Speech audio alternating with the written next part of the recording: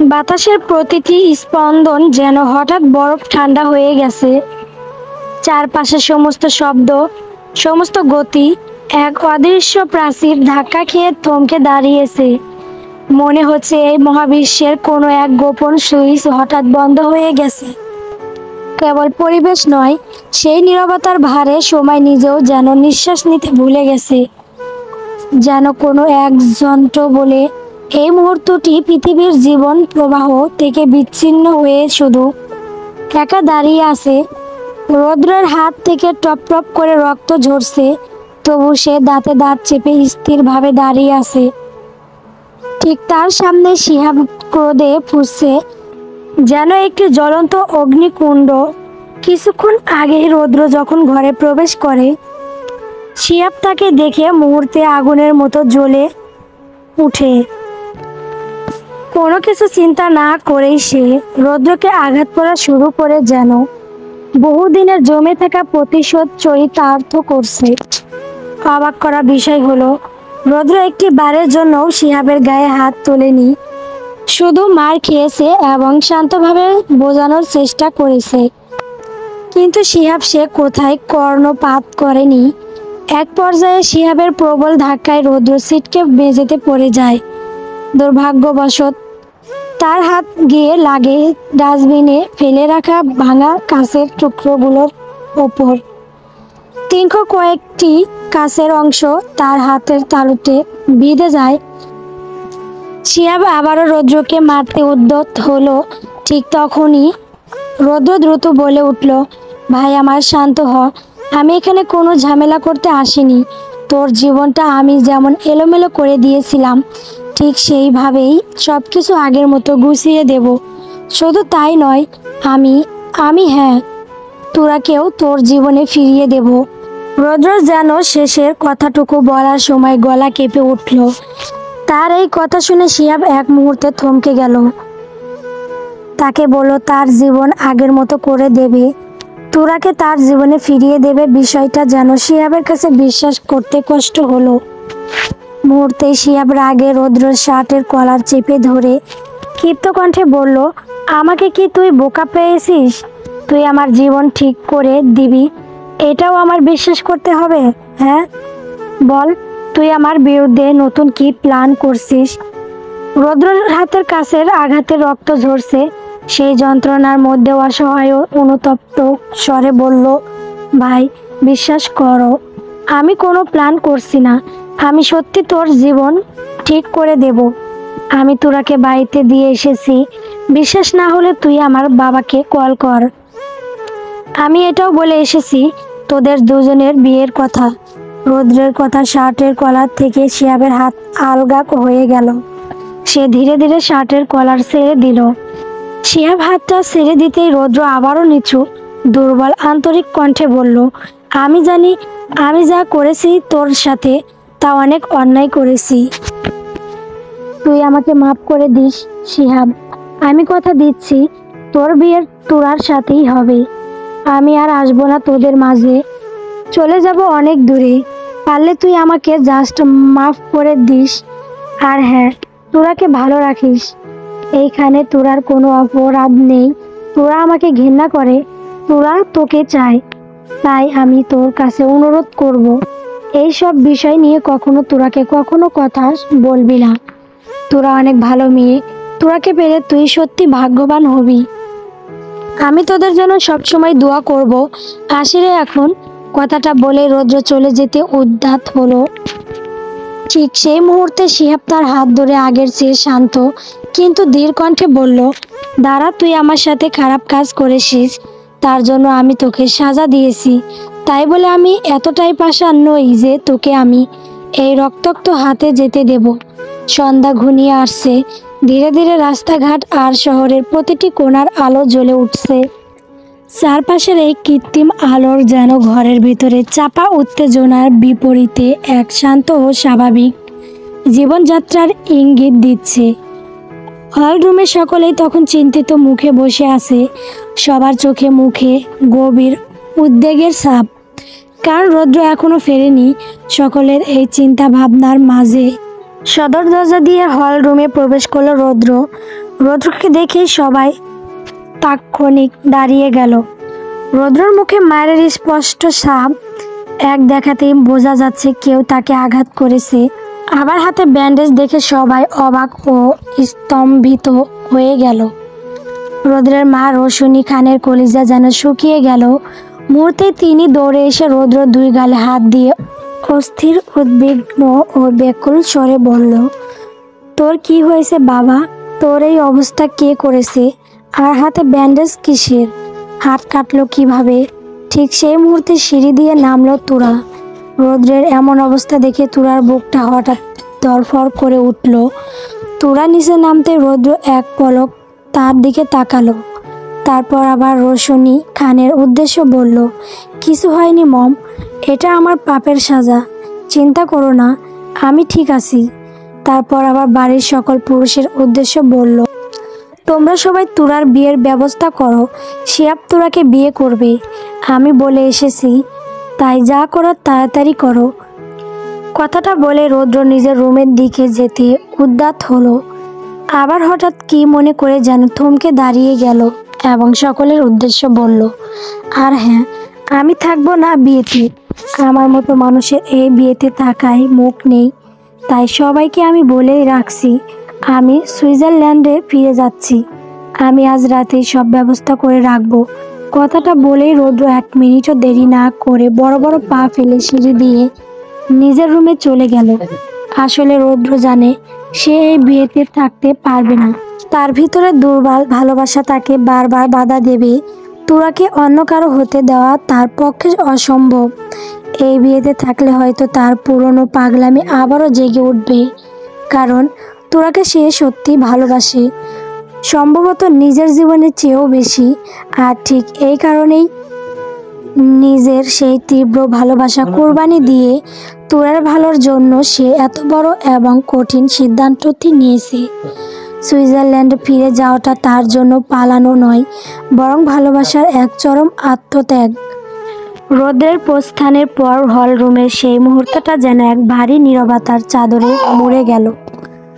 বাড়ির সকলে হতভম্ব হয়ে কিছুক্ষণ সেখানেই দাঁড়িয়ে রইল বা বসে থাকলো, কারো মুখে কোনো কথা সরল না, যেন তারা সবাই একটি নাটকের শেষ দৃশ্যের আকস্মিকতায় স্তব্ধ। উপস্থিত সকলের মধ্যে আনোয়ার খানের অবস্থা ছিল সবচেয়ে করুণ। ছেলেকে তিনি বাইরে যতই কড়া আর রেরভাবে দেখান না কেন, ভেতর থেকে তিনি ছেলেকে প্রচণ্ড ভালোবাসেন। ছেলের রক্তাক্ত মুখ আর তার ওপর এই চিরতরে চলে যাওয়ার ঘোষণা, সব মিলিয়ে আনোয়ার খানের চোখ থেকে কয়েক ফোঁটা অশ্র গড়িয়ে পড়ল, যা তার চাপা বেদনা প্রকাশ করছে। অন্যদিকে রৌদ্রের সুইজারল্যান্ড ফিরে যাওয়ার কথা শুনে তুরার বুকেও এক অজানা ব্যথা মুচড়ে উঠল। যদিও রৌদ্রের প্রতি তার এক ধরনের ক্ষোভ বা দূরত্ব আছে, তবু তার এই চূড়ান্ত বিদায়ের সিদ্ধান্তে তুরা কেন যেন গভীর খারাপ লাগা অনুভব করলো। রৌদ্র চলে যাবে এই চিন্তাটা তার কাছে কেমন যেন অস্বাভাবিক মনে হলো। আর দাঁড়িয়ে থাকতে পারলেন না রোশনি খান। ছেলের এই করুণ অবস্থা দেখে বিদায়ের খবরে তার মায়ের হৃদয় ভেঙে খান খান হয়ে গেল। তিনি শাড়ির আঁচল মুখ গুজে হাউমাউ করে কেঁদে উঠলেন। সেই কান্নার শব্দ হলরুমের থমথমে পরিবেশকে আরো ভারী করে তুলল। এরপর তিনি আর এক মুহূর্ত দেরি না করে সেই অশ্রু ভেজা চোখ নিয়েই প্রায় ছুটতে ছুটতে সিঁড়ি বেয়ে নিজের ঘরের দিকে চলে গেলেন। রাত 10টা। রৌদ্রের হাতের গভীর ব্যথা আর সেই সাথে তার শরীর জ্বরে পুড়ছে। সে অতি কষ্টে সেই অসহ্য বেদনা নিয়ে বিছানায় একটু শুয়েছিল এবং মুহূর্তে ক্লান্তিতে ঘুমিয়ে পড়েছিল, কিন্তু সেই ঘুমের মধ্যে জ্বর বেড়েছে। রৌদ্র অসহনীয় যন্ত্রণার বিছানায় ছটফট করছে। অন্যদিকে তুরার চোখে একটুও ঘুম নেই। কেন যেন চোখ বন্ধ করলেই কেবল রৌদ্রর মুখটাই বারবার ভেসে উঠছে।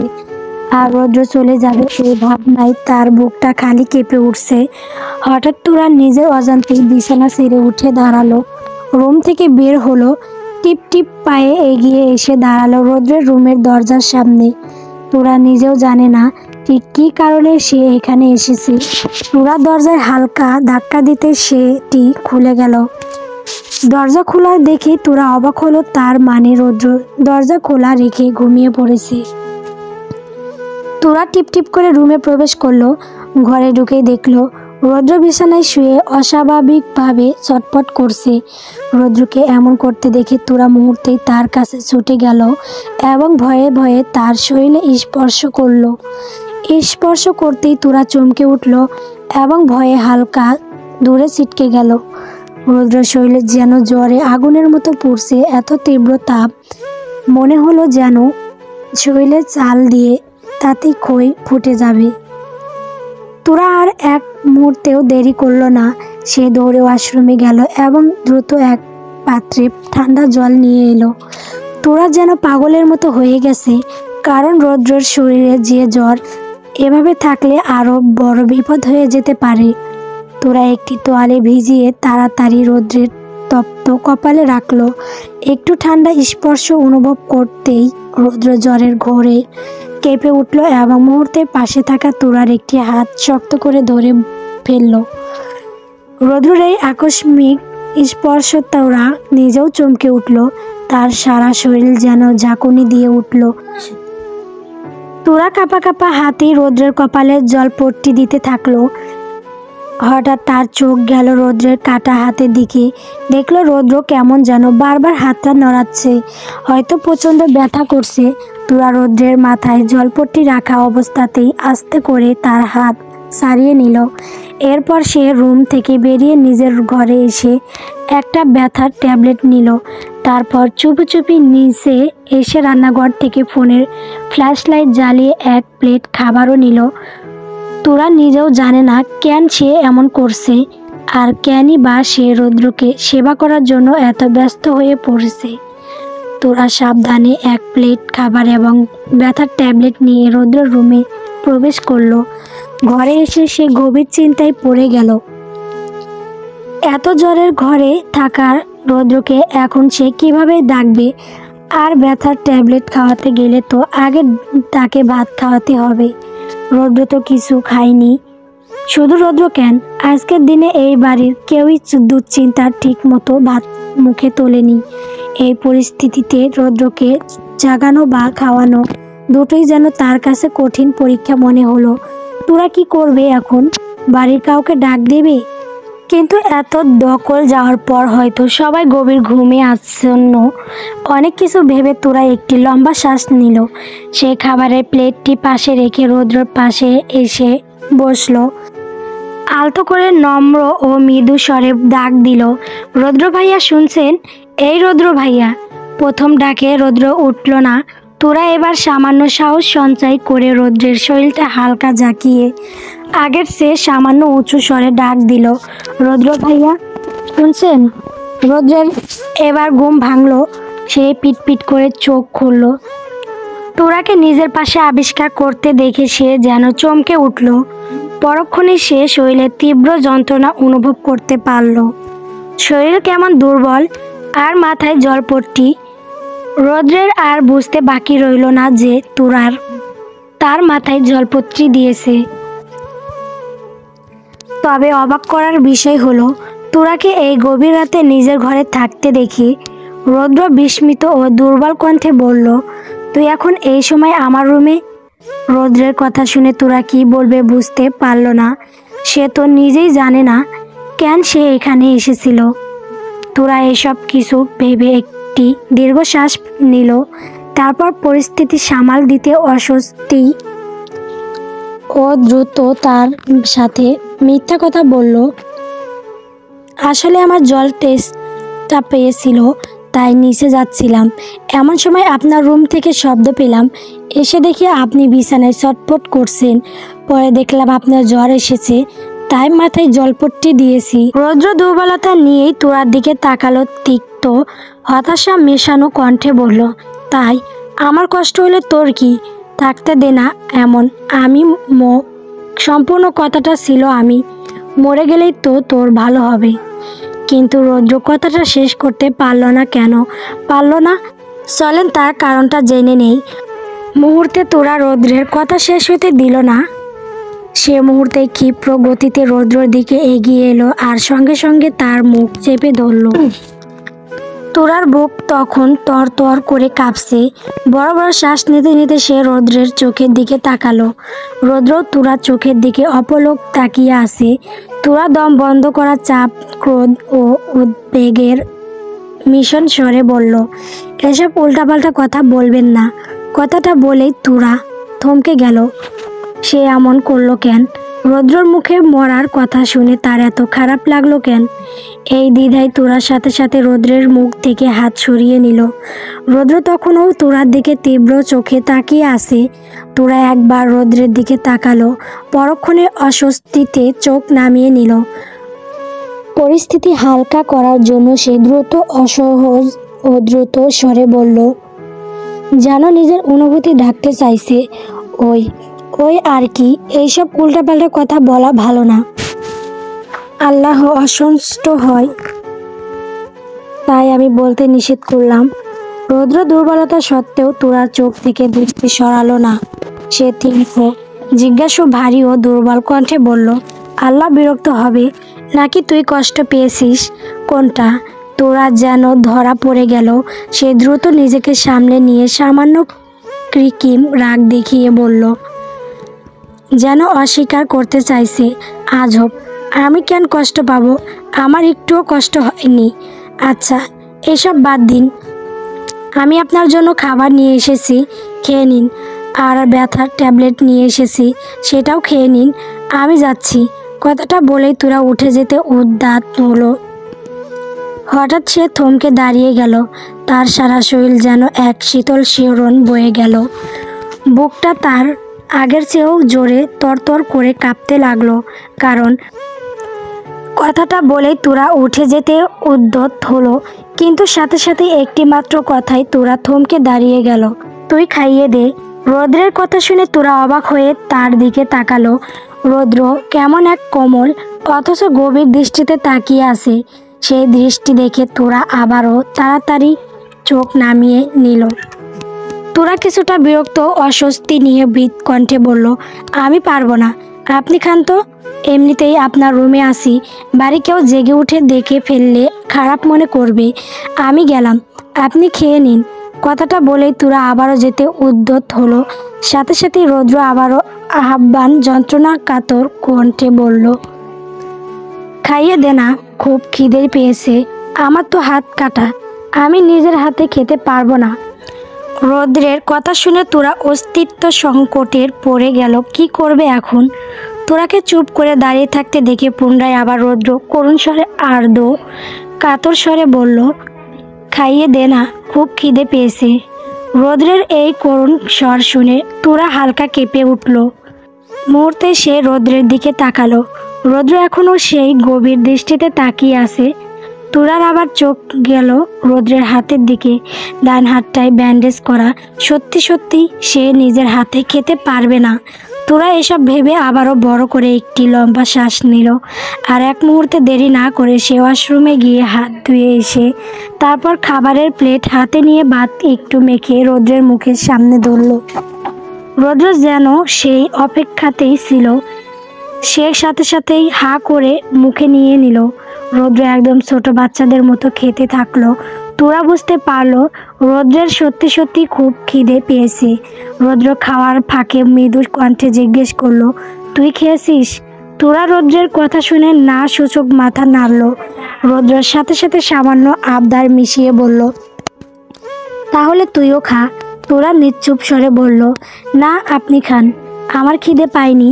রৌদ্রের হুমকির সুরে খেলার ছলে বলল, চুপ কর, তুই খা বলছি, না হলে তোর হাতে কামড় দেব। রৌদ্রের এমন কথা শুনে তোরা নিজের অজান্তেই হালকা হেসে উঠল। সেই হাসি তার মুখে অনেক দিন পর দেখা গেল। এরপর সে নিজেও খেতে লাগলো। তোরা যখন রৌদ্রের মুখে ভাত তুলে দিল, ঠিক তখনই রৌদ্র আলতো করে তোরার হাত কামড় দিল। তোরা সামান্য ব্যথায় ফুপিয়ে উঠল। অভিযোগের সুরে বলল, আউস, এইটা কি করলেন ভাইয়া?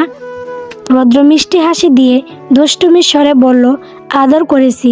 তোরা অস্বস্তিতে মুখ ফিরিয়ে বলল, বাজে কথা। রৌদ্র তোরার কথায় তাল দিল, একদম। তোরা অজান্তেই রৌদ্রের সাথে আড্ডায় জমে গেল। রৌদ্র তোরাকে অনেক মজার মজার কথা বলে হাসাতে লাগলো আর দুজনে একসাথে খেতে থাকলো। দুজনেই কথা বলতে বলতে খাওয়া শেষ করলো। তোরা রৌদ্রকে হাতের ব্যথায় ট্যাবলেট আর জ্বরের ট্যাবলেট দুটোই খাইয়ে দিল।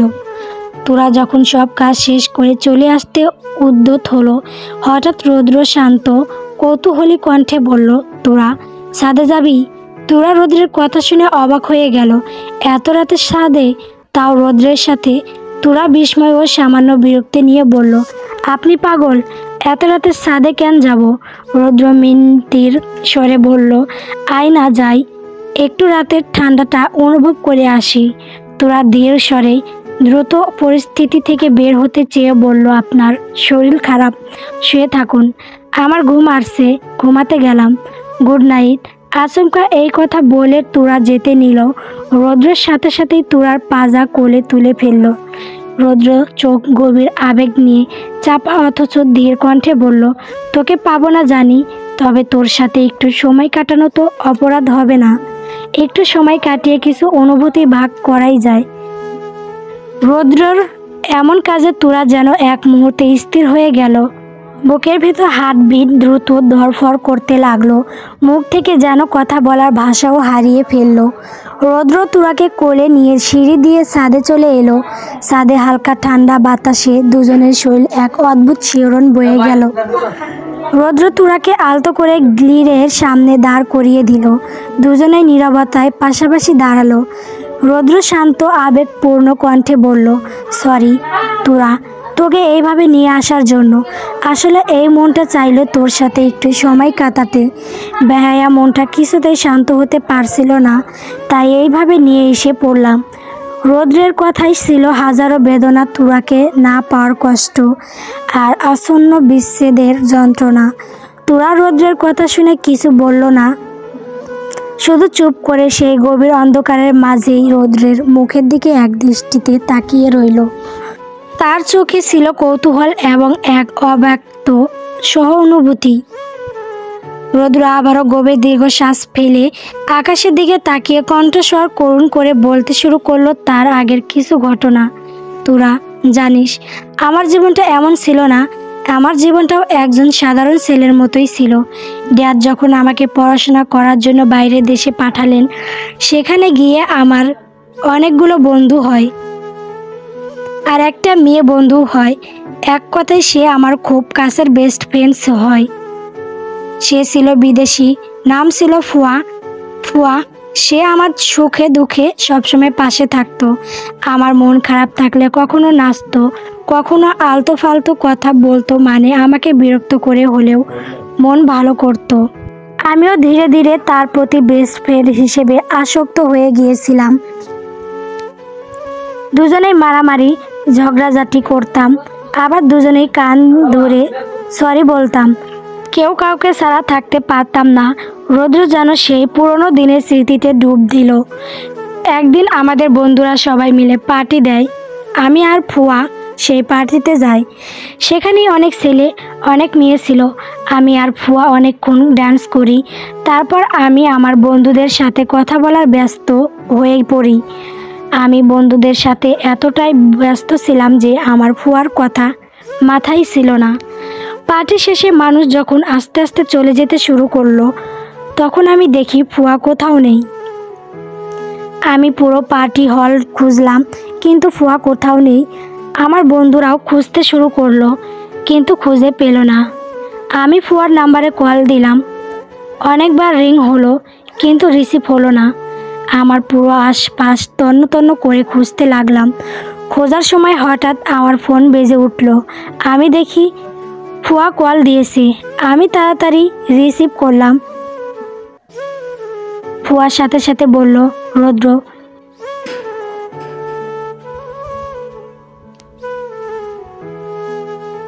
রৌদ্র আমাকে বাঁচা। আমি পিছনে জঙ্গলের দিকে আসি। কিছু ছেলে নোংরা মন্তব্য করতে করতে আমাকে তাড়া করছে। ওরা আমার ইজ্জত কেড়ে নেবে, বাঁচা। সেই করুণ আর্তনাদ শেষ হতেই কলের লাইনটা কেটে গেল। আমি আবার কর দিলাম। এবার ফোন বন্ধ পেলাম।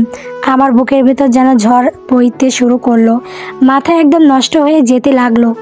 আমি আমার সব বন্ধুদের বিষয়টা বললাম, আর আমরা তাড়াতাড়ি সেই জঙ্গলের দিকে দৌড় শুরু করলাম। তখন রাত 12টা। আমরা সবাই ফোনের ফ্ল্যাশ লাইট জ্বালিয়ে ফুয়াকে গোলা ছেড়ে চিৎকার করে ডাকতে লাগলাম, কিন্তু কোনো সাড়া পেলাম না। পুরো জঙ্গল আমরা খুঁজতে খুঁজতে হাঁপিয়ে গিয়েছি, কিন্তু তাকে পেলাম না। আমার যেন কলিজাটা ছিঁড়ে যাচ্ছে। হঠাৎ এমন সময় আমরা কারোর আর্তনাদ চিৎকার শুনতে পেলাম। আমরা সেই চিৎকার অনুসরণ করে সেই অনুযায়ী দৌড় শুরু করলাম। আর যেতেই দেখলাম সেখানে ভয়াবহ দৃশ্য। অনেকগুলো ছেলে ফুয়ার সাথে নোংরা কাজ করছে। বিশ্বাস করবি না, ফুয়া একদম নগ্ন অবস্থায় ছিল। 4-5 জন ছেলে তার হাত মুখ চেপে ধরেছে, আর একজন সেই ঘৃণা কাজটা করছে। আমি এই দৃশ্য দেখে চোখ ফিরিয়ে নিলাম। মুহূর্তে আমার রাগের সারা শরীর জ্বলে উঠল। আমি গলা ছেড়ে দিলাম এক ভয়ঙ্কর চিৎকার। আমার চিৎকারে ছেলেগুলো যেদিকে পারলো দৌড় শুরু করলো। আমার বন্ধুগুলো ছেলেগুলোকে ধরার জন্য পিছু ছুটলো। আমিও রাগে দৌড়ানোর জন্য পিছু ছুটতে লাগবো। এমন সময় ফুয়া আমাকে ডাকলো, রৌদ্র। আমি ফুয়ার কথায় তাড়াতাড়ি তার কাছ গেলাম। তার সারা শরীরে এক টুকরো পোশাকও ছিল না, আর শরীরে হিংস্র কামড়ের দাগ, যেন কোনো পশু তাকে ছিঁড়ে খেয়েছে। আমি ফুয়ার দিকে তাকাতেই পারছিলাম না। আমার চোখ থেকে অসহায়ত্বের পানি গড়িয়ে আসলো। মানুষ কতটা নিষ্ঠুর হলে এমনভাবে একটা মানুষের সাথে খারাপ কাজ করতে পারে। আমি তাড়াতাড়ি নিজের শার্ট খুলে ফুয়াকে পরিয়ে দিলাম। ফুয়া শার্ট পরে হাঁপাতে হাঁপাতে আমাকে বলল। তার চোখ তখন ক্রমশ নিষ্প্রাণ হয়ে আসে।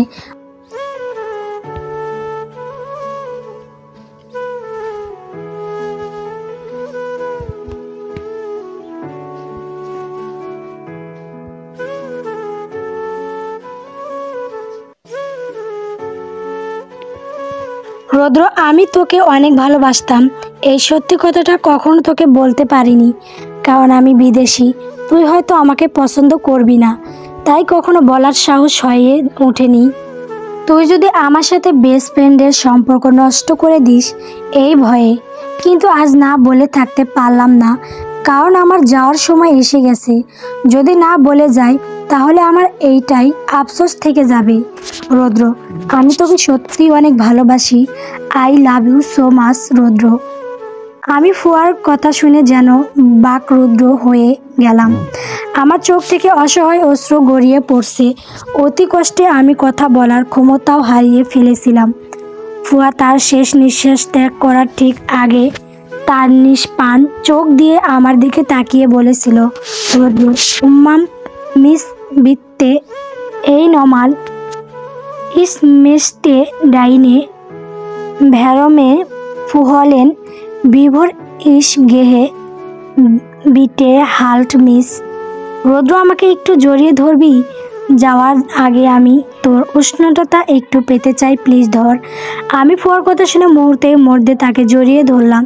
ফুয়াও তার শেষ শক্তিটুকু দিয়ে আমাকে ধরলো। আমি ফুয়াকে শক্ত করে জড়িয়ে ধরে চোখ বন্ধ করে নীরবে কাঁদছিলাম। আমার চোখ থেকে ঝরে পড়া জল ফুয়ার শার্ট ভিজিয়ে দিচ্ছিল। বেশ কিছুক্ষণ পর আমি বুঝলাম ফুয়ার হাত কেমন যেন আগলা হয়ে এসেছে, তার শরীরে উষ্ণতা কমছে। আমি সাথে সাথে ফুয়াকে ছাড়িয়ে তার মুখের দিকে তাকিয়ে দেখলাম সে যেন গভীর ঘুমে আচ্ছন্ন। আমি অনেকবার ফুয়াকে ডাকলাম, কিন্তু ফুয়া কোনো কথা বলল না। আমি তার নিঃশ্বাস পরীক্ষা করলাম, দেখলাম নিঃশ্বাস আর চলছে না। আমার আর বুঝতে বাকি রইল না ফুয়া যে আর এই পৃথিবীতে নেই। আমি ফুয়াকে আবারও জড়িয়ে ধরলাম, আর এবার গলা ছেড়ে চিৎকার করে কাঁদতে শুরু করলাম। আমার যেন কলিজাটা কেউ ছিঁড়ে নিয়ে গেল। সেই রাতে সেই জঙ্গলে আমার আর্তনাদ আর কান্নার শব্দ যেন পুরো প্রাকৃতিক স্তব্ধ হয়ে গিয়েছিল। ফুয়া চলে যাওয়ার পর আমার জীবনটাও পাল্টে গেল। আমি পড়াশোনায় মন বসাতে পারতাম না, হাসতাম না, খেতাম না। আমার জীবনটাই যেন এলোমেলো হয়ে গিয়েছিল। ঘুমের মাঝেও আমি ফুয়ার শেষ নিঃশ্বাস ত্যাগ করার আগের কথাগুলো ভেবে কেঁপে উঠতাম। আমার ফুয়াকে খুব মনে পড়তো। আমার বুক ফেটে আসতো, জীবনটাই যেন আমার শেষ হয়ে গিয়েছে। ফুয়ার বিরুদ্ধে সেই ছেলেদের নাম কেস করা হয়েছিল। আমরা বন্ধুরাও মিলে অনেক চেষ্টা করেছি সেই ছেলেদের পুলিশের হাতে তুলে দেওয়ার জন্য, কিন্তু ওই দেশটাই ছিল টাকার খেলা। টাকাই যেন ওই দেশের সবচেয়ে মূল্যবান জিনিস ছিল, যা ফুয়ার মৃত্যুর অপরাধীদের বাঁচিয়ে দিল। আমরা কিছু করতে পারলাম না। এইভাবেই আমার দিনগুলো কাটতে লাগলো। আমি পুরোই একদম চুপচাপ, নিঃস্ব হয়ে গিয়েছিলাম। একদিন হঠাৎ আমার অনেক জেদ হলো। আমি সেই তীব্র জেদের নিজেকে নিজেই বলেছিলাম, একটা নারীর সম্মানের থেকে এই দেশে মূল্যবান টাকাই যদি হয়, ঠিক আছে, তাহলে এই টাকা দিয়েই এই দেশের নারীদের আমি সম্মান নষ্ট করব। দেখব এই দেশ কত খারাপের দিকে যেতে পারে। সেদিন আমি অতি কষ্টে খারাপের দিকে চলে গেলাম। আমি ভালো করে পড়াশোনা করে ওই দেশের ব্যবসা শুরু করলাম। খুব অল্প সময়ে আমি সাফল্য পেলাম এবং দেখতে দেখতে নামকরা বড় বিজনেসম্যান হয়ে গেলাম। অর্থাৎ এত বছর সেখানে থাকাতে ওই দেশের নাগরিকও হয়ে গেলাম। তারপর থেকে আমি টাকা দিয়ে যে মেয়েকে পেতাম, এক রাতের জন্য বিছানায় নিয়ে যেতাম। শুধু এক রাত, শুধু তাই নয়, যে ছেলেগুলো আমার ফুয়ার জীবন শেষ করেছে তাদেরও বোন ছিল। আমি খুঁজে বের করে সবগুলোকে রিপ করেছিলাম। অবশ্য কেউ কেউ টাকায় রাজি হয়েছিল, আর যারা হয়নি তাদের জোর করেই করেছি, আর টাকা দিয়ে কেস উড়িয়ে দিয়েছি। তারপর থেকে আমি ধীরে ধীরে খারাপ হয়ে গেলাম। নারীও যেন আমার কাছে এক রাতের নেশা হয়ে গেল। আর আমি ওই দেশে অনেকের কাছে যেমন নাম করাও ছিলাম, তেমন প্লে বয় নামেও পরিচিত ছিলাম। আমি ফুয়া চলে যাওয়ার কষ্ট মানতে পারিনি। বিশ্বাস কর তোরা, এখনও আমার চোখে সেই নিষ্পাপ মেয়েটার চেহারা ভেসে ওঠে, আর আমার যেন কলিজাটা ছিঁড়ে যায়। কথাটা শেষ করে রৌদ্র আর নিজেকে সামলাতে পারল না। সে ছাদের ঠান্ডা ফ্লোরে বসে পড়ল আর হাওমাও করে কেঁদে দিল। রৌদ্রের সেই কান্না যেন তার ভেতরে সমস্ত চাপা কষ্ট আর অপরাধবোধ বের করে আনছে। রৌদ্রের কষ্ট দেখে তুরা চোখ থেকেও টপ টপ করে পানি ঝরল। কথাই আছে, অতি কষ্টে কেউ চুপ হয়ে যায়, কেউ পাগল হয়ে যায়, আবার কেউ খারাপ হয়ে যায়, যেমনটা রৌদ্রের ক্ষেত্রে হয়েছে। রৌদ্র অতি কষ্টে ও বেদনায় সে খারাপের দিকে চলে গিয়েছে। তুরা দ্রুত নিজের চোখের পানি মুছে রৌদ্রের পাশে ঝুঁকে বসে মৃদু সহানুভূতির স্বরে বলল, সত্যি আপনার জীবনে অনেক কষ্টের অতীত আছে, কিন্তু এইটা কি ঠিক হলো? আপনি এই ভুলের জন্য কিছু নিষ্পাপ মেয়ের জীবন নষ্ট করে দিলেন। রৌদ্র কাঁদতে কাঁদতে স্বর ভেঙে যন্ত্রণা অনুশোচনা নিয়ে উত্তর দিল, আমি চাইনি করতে, শুধুমাত্র ওই দেশের ওপর আমার জেদ চেপে বসেছিল। আমার ফুয়ার কথা মনে পড়লেই ওই দেশের মানুষের প্রতি আমার ঘেন্না জন্মাতো। তাই আমি নিজের রাগ আর দুঃখে ভুলে গিয়েছিলাম কোনটা ভুল আর কোনটা সঠিক। রৌদ্র আর্তনাদ করে কাঁদতে থাকলো। এই প্রথম তুরা রৌদ্রকে এইভাবে ভেঙে পড়তে দেখলো। তুরার বুকটাও যেন ফেটে যাচ্ছে। সে নিজেও জানে না কেন, কিন্তু রৌদ্রকে জড়িয়ে ধরে তার বলতে ইচ্ছে করছে, কাঁদবেন না, যা হওয়ার হয়ে গিয়েছে, এইসব বলে সান্ত্বনা দিতে ইচ্ছে করছে। তুরার ভাবনার মাঝে রৌদ্র হঠাৎ উঠে দাঁড়ালো। সে হাত দিয়ে দ্রুত চোখের জল মুছে নিল। রৌদ্রর মুখে এবার কষ্ট বদলে এক ধরনের দৃঢ় প্রতিজ্ঞা ফুটে উঠল। রৌদ্র দম আটকানো ভারী কণ্ঠে বলল, তুই চিন্তা করিস না তোরা, আমি তোর লাইফে আসবো না, আর কখনোই পাগলামি করব না। আমার মতো মানুষের মুখও যাতে তোকে দেখতে না হয়, তাই অনেক দূরে চলে যাব। আর তোরা, তুই এই পাপী রৌদ্রকে ক্ষমা করে দিস। তুই আমার সেই ভুলের চোখ খুলে দিয়েছিস। আমি তোর প্রতি সত্যি অনেক কৃতজ্ঞতা। আমি দোয়া করি তুই সবসময় ভালো থাক। কথাটা বলে রৌদ্র বড় বড় পা ফেলে ছাদ থেকে দ্রুত চলে গেল। তোরা সেখানে নিশ্চুপ হয়ে দাঁড়িয়ে রইল, কিন্তু বুকের ভেতর সেই এক অজানা টান অনুভব করল, যা ক্ষণিকের নীরবতাতেই স্পষ্ট হয়ে উঠল। পরের দিন সকালে তোরার ঘুম ভাঙল। ঘুম থেকে উঠেই সে বিছানার পাশে একটি চিরকুট দেখতে পেল। চিরকুট দেখা তোরা অবাক হয়ে যায়। কাঁপা কাঁপা হাতে চিরকুটটা তুলে নিয়ে সে খুলল এবং পড়তে শুরু করলো, আমি যদি থাকি তাহলে আমার মতো জীবন সঙ্গী তোকে পেতে হবে। আমি তোকে অন্য কারো হতে দিতে পারবো না, কিন্তু আমি চাই না তুই আমার মতো জীবন সঙ্গী হিসেবে পাস। তাই আমি আমি আমি ফিরে গেলাম সুইজারল্যান্ড। চিরকুটটা তুরার হাত থেকে আলতো করে ফ্লোরে পড়ে গেল। তুরার আর বুঝতে বাকি রইল না রৌদ্রই এই চিরকুটটি রেখে গেছে। হঠাৎ নিচ থেকে রৌশনী খানের কান্নার আওয়াজ ভেসে এলো। তুরা দ্রুত বিছানা ছেড়ে উঠে এক প্রকার দৌড়ে নিচে এলো। আর নিচে এসেই তুরা জানতে পারল রৌদ্র চলে গেছে। কাল রাতেই ফ্ল্যাট কেটে সে চলে গেছে। তুরার শরীর যেন এক মুহূর্তে স্থির হয়ে গেল। তার কলিজাটা কেমন যেন কেঁপে উঠল। রৌদ্র চলে যাওয়ার খবর যেন তার ভেতরে থাকা অজানা টানটিকে মুহূর্তে এক তীব্র যন্ত্রণা পরিণত করল। গল্প নির্লজ্জ ভালোবাসা।